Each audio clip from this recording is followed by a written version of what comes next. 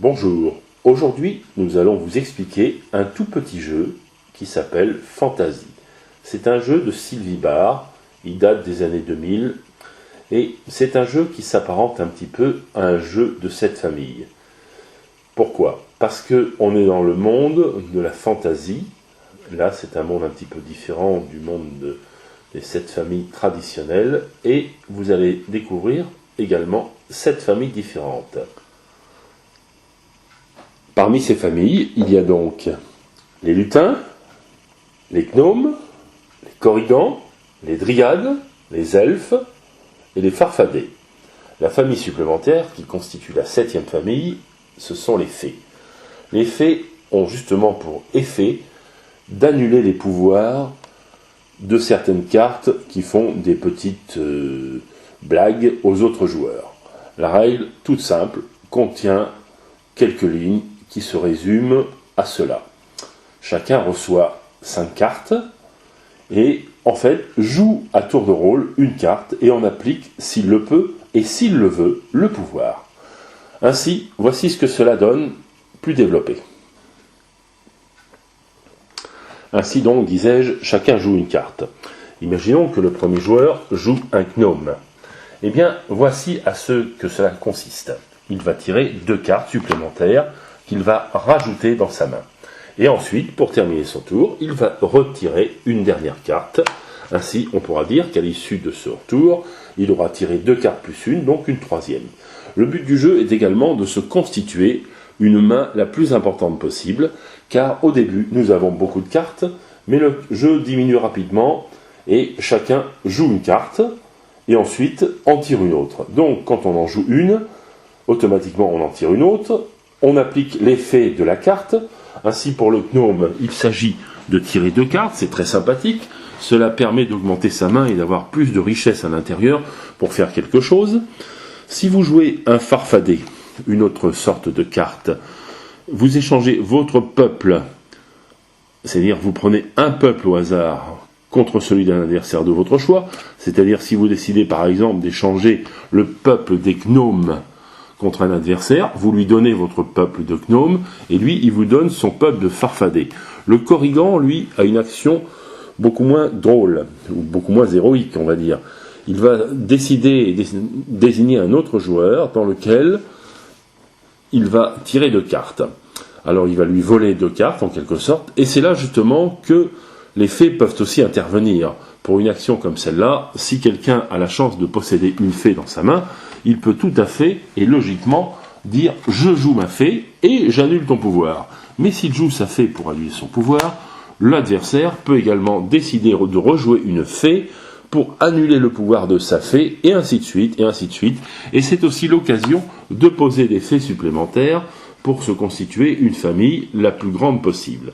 À l'issue de plusieurs tours, lorsqu'on applique le pouvoir de certaines cartes, les elfes qui permettent d'utiliser à nouveau le pouvoir d'une autre carte, les lutins qui permettent d'échanger la totalité de sa main contre celle d'un autre joueur, etc., etc., on se retrouve avec une famille très importante devant soi. Et voilà un petit peu ce que ça donne quand on est dans le milieu de la partie.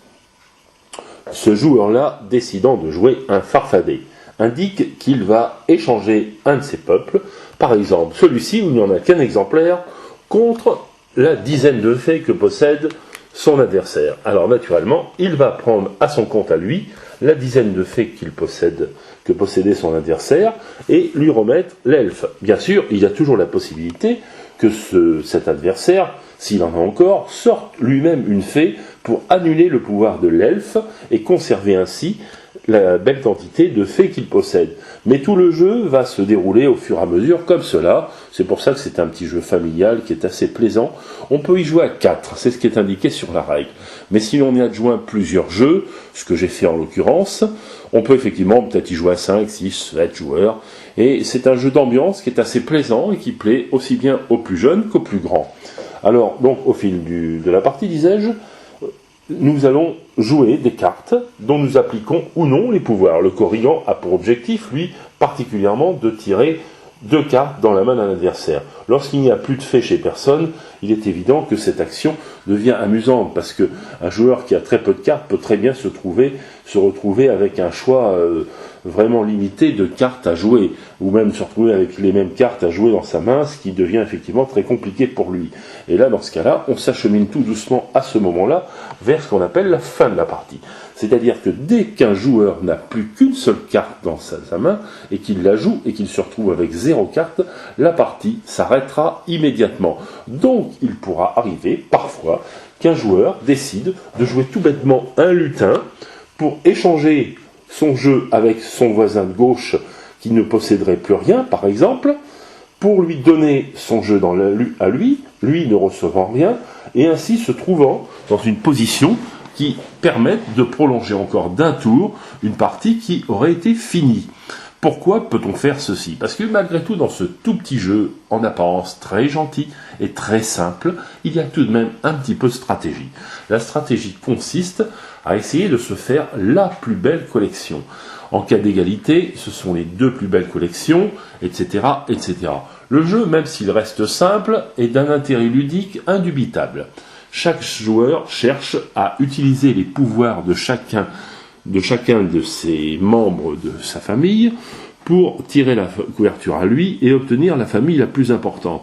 Ceci se fait au gré des actions, c'est-à-dire soit par exemple en volant des cartes avec une dryade chez un adversaire, soit en échangeant un peuple contre celui d'un adversaire. Bien sûr, quand on échange ce peuple, on va lui refiler un peuple qui est constitué de 1 ou 2 membres seulement contre une famille qui va en posséder une dizaine. Toute la partie donc se déroule ainsi. Au début, on va avoir tendance, autant que possible se peut, à essayer de se faire une belle main. C'est-à-dire, au départ, nous partons avec 5 cartes, mais si nous pouvons nous retrouver avec une quinzaine de cartes dans la main, eh bien c'est bien mieux. Cela offre plus de choix et plus de possibilités également de défense, parce que comme vous le savez, la fée peut permettre d'annuler les pouvoirs négatifs de certains adversaires. L'adversaire qui vous joue par exemple un Corrigan et désire vous tirer 2 cartes, ce n'est jamais bon parce que ces 2 cartes sont prises au hasard dans votre main et il peut très bien vous prendre des cartes qui ne vous arrangent pas. Mais je ne cite que là que le Corrigan, il peut y avoir également le Farfadet, car échanger son peuple de 2 cartes contre un peuple de 10 cartes n'est bien sûr absolument pas avantageux. Donc toute la partie va se dérouler au fur et à mesure du jeu de cette façon-là. Alors par la suite, quelques années après, une extension est venue s'adjoindre à ce jeu qui s'appelait Les Hommes, je crois. C'est une extension au jeu qui a permis de voir arriver des rôles supplémentaires. Nous l'avons testé au début sans lui trouver un grand intérêt pour finalement revenir au jeu initial avec les 7 familles différentes, et nous avons laissé de côté finalement ces cartes supplémentaires qui, à notre avis, avaient plus une vocation commerciale qu'une vocation ludique, et qui n'apportait finalement pas un grand intérêt au jeu, si ce n'est que compliquer inutilement un jeu qui, à l'origine, était assez simple. Donc, par contre, et en revanche, j'indique toujours nettement à ce jeu qu'il est possible d'essayer d'avoir 2 boîtes, ou voire 3 boîtes, pour faire des parties à plus que 4 joueurs, sachant qu'on peut y jouer à partir de 2 joueurs, que c'est un petit jeu très sympathique, ce qui fait passer un bon moment. On peut le faire en début de soirée ou en fin de soirée, on peut le faire bref à tout moment, mais c'est un jeu auquel les joueurs qui n'aiment pas forcément les gros jeux prêteront une oreille tout à fait attentive, car c'est un jeu qui plaît. Il est beaucoup plus fin qu'un simple jeu de cette famille. Dans le jeu de cette famille, on échange les cartes pour essayer d'avoir une famille la plus belle possible. Dans ce jeu-là, le système étant un petit peu le même, il y a cet ajout avec les rôles des cartes qui permettent justement d'obtenir des pouvoirs, d'échanger à tout moment ses cartes, sa main. Par exemple, celui qui joue, comme j'ai expliqué, un lutin, eh bien, s'il échange sa main qui est constituée de 3 cartes identiques contre un voisin qui a une belle main constituée de 5-6 cartes différentes et qui malheureusement n'a pas de fée pour s'y opposer, eh bien, c'est toujours sympathique. Bon, ça permet de refaire un petit peu sa main, mais le jeu tourne très bien parce que les actions se suivent indéfiniment, et ce que vous allez faire d'un côté, un autre va également le faire derrière, et ainsi de suite, jusqu'à ce que la dernière carte de la pioche soit tiré, qu'il n'y ait plus une seule carte dans la pioche, et que là, nous nous retrouvions uniquement avec les cartes de notre main. Et donc, le jeu va se poursuivre ainsi jusqu'à ce qu'un joueur n'ait plus une seule carte. Et à ce moment-là, la partie s'arrêtera immédiatement et on fera le calcul de celui qui possédera la plus belle collection de cartes d'une famille nommée. Et donc, en cas d'égalité, de deux familles, etc., etc. Le jeu est vraiment très prenant, il dure entre 15 minutes et 3 quarts d'heure, tout dépend bien sûr le nombre de boîtes de jeux que vous aurez adjoint dans ce jeu. Je conseille aux gens de plastifier les cartes car elles ne sont pas d'une grande solidité.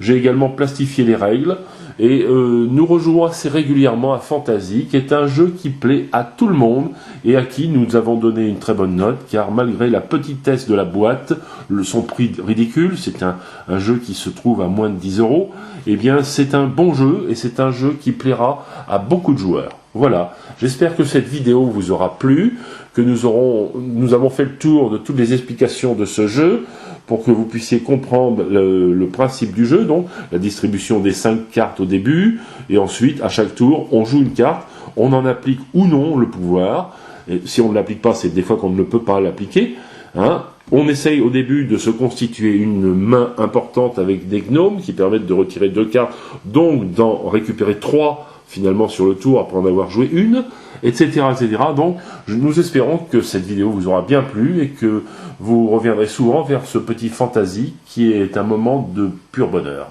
Merci, au revoir.